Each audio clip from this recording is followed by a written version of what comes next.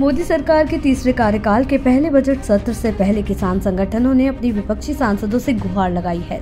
सरकार के खिलाफ प्रदर्शन कर रहे किसान संगठनों ने इंडिया गठबंधन के सांसदों से कहा है कि वो संसद में एमएसपी की गारंटी को लेकर प्राइवेट बिल लेकर आए।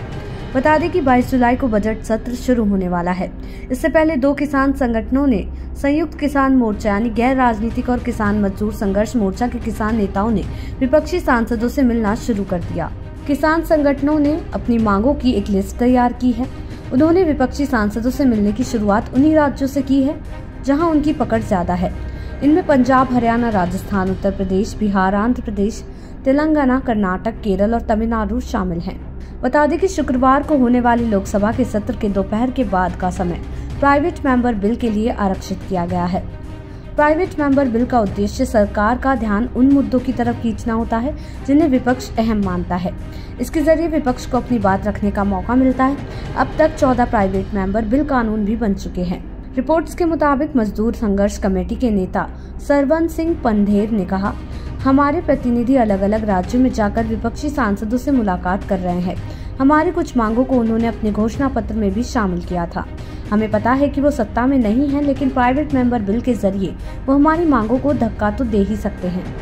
उन्हें चुनाव में किए गए वादे को पूरा करना चाहिए और हमारा साथ देना चाहिए।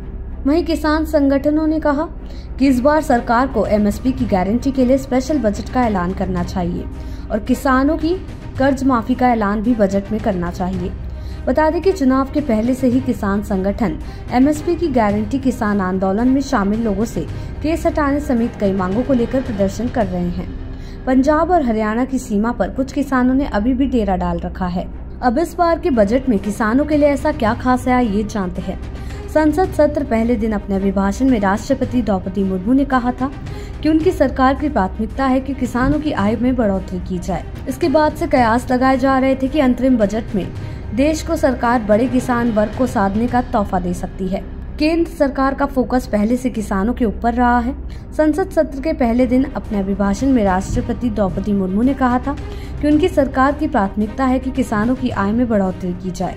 इसके बाद से कयास लगाए जा रहे थे कि अंतरिम बजट में देश बड़े किसान वर्ग को साधने के लिए सरकार के द्वारा पीएम किसान योजना के तहत मिलने वाली राशि को बढ़ा सकती है। वहीं वित्त मंत्री निर्मला सीतारमण ने अपने अंतरिम बजट भाषण में कहा कि पीएम आवास योजना यानी ग्रामीण के तहत 3 करोड़ घर मुहैया कराए गए। 2 करोड़ नए घर भी परिवारों को दिए जाएंगे। खाद्य प्रसंस्करण में भी अच्छा काम हुआ है।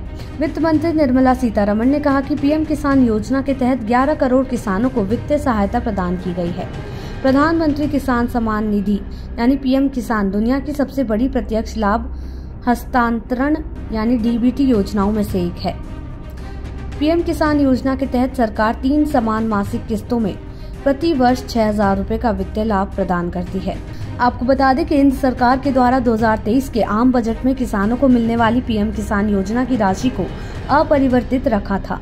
इसके साथ ही किसान क्रेडिट कार्ड के द्वारा 20 लाख करोड़ रुपए बांटने का लक्ष्य रखा गया था। साथ ही किसानों के लिए एक किसान डिजिटल पब्लिक इंफ्रास्ट्रक्चर प्लेटफॉर्म तैयार करने की बात कही गई थी। साथ ही सरकार ने ध्यान कृषि क्षेत्र में स्टार्टअप शुरू करने के लिए और डिजिटल एक्सीलरेटर फंड बनाने की घोषणा की थी। वित्त मंत्री ने कॉटन क्षेत्र को ध्यान में रखकर क्लस्टर आधारित वैल्यू चेन बनाने की भी घोषणा की थी। साथ ही आपको ये भी बता दें कि प्रधानमंत्री नरेंद्र मोदी ने इससे पहले साफ किया था कि उनकी सरकार का फोकस गरीब, किसान, युवा, महिला और आदिवासियों पर है। देश दुनिया की ऐसी ही तमाम खबरों के लिए देखते रहें सहारा समय का डिजिटल प्लेटफॉर्म समय डिजिटल।